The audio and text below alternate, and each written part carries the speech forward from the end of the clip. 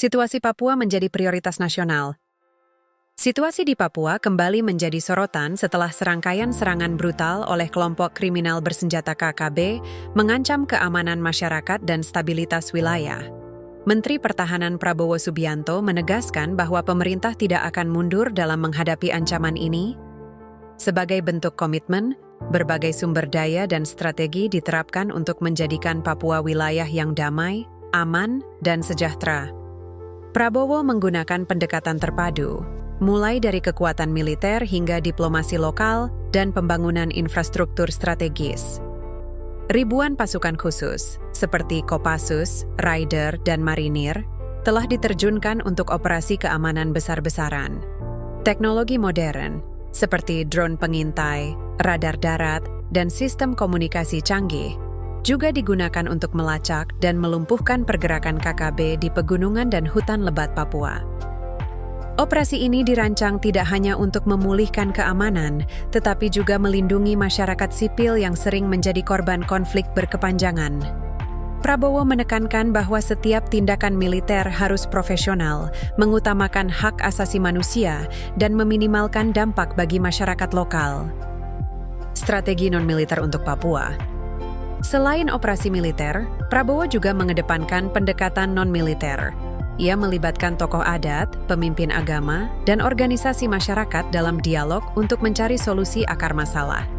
Pemerintah fokus pada pembangunan infrastruktur dasar, seperti jalan, jembatan, sekolah, dan fasilitas kesehatan, guna meningkatkan kualitas hidup masyarakat Papua.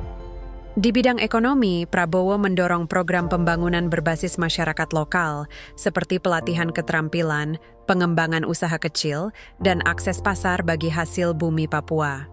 Tujuannya adalah menciptakan stabilitas jangka panjang di mana masyarakat Papua merasakan kehadiran negara yang melindungi sekaligus memberdayakan. Tantangan dan harapan. Meskipun langkah ini mendapat dukungan luas, kritik tentang potensi pelanggaran hak asasi manusia terus muncul. Prabowo memastikan operasi dilakukan transparan dengan pengawasan ketat dan mengutamakan keselamatan masyarakat. Pesan tegasnya adalah tidak ada kompromi terhadap ancaman kedaulatan Indonesia. Pemberdayaan untuk masa depan Papua. Prabowo juga fokus pada pendidikan generasi muda Papua melalui program beasiswa, pelatihan keterampilan, dan pembukaan akses pendidikan tinggi. Ia percaya bahwa dengan mempersiapkan generasi terdidik dan terampil, Papua dapat sejajar dengan wilayah lain di Indonesia. Di bidang teknologi, pembangunan infrastruktur komunikasi menjadi prioritas untuk membuka keterhubungan digital di Papua. Hal ini akan memudahkan masyarakat mengakses informasi dan menciptakan peluang ekonomi baru. Pemerintah juga menjamin penghormatan terhadap adat dan budaya Papua. Proses pembangunan dilakukan dengan pendekatan yang menghormati kearifan lokal, sehingga modernisasi tidak mengabaikan identitas masyarakat. Komitmen untuk Papua. Prabowo memastikan operasi militer dilakukan dengan pendekatan humanis untuk menghindari potensi pelanggaran hak asasi manusia.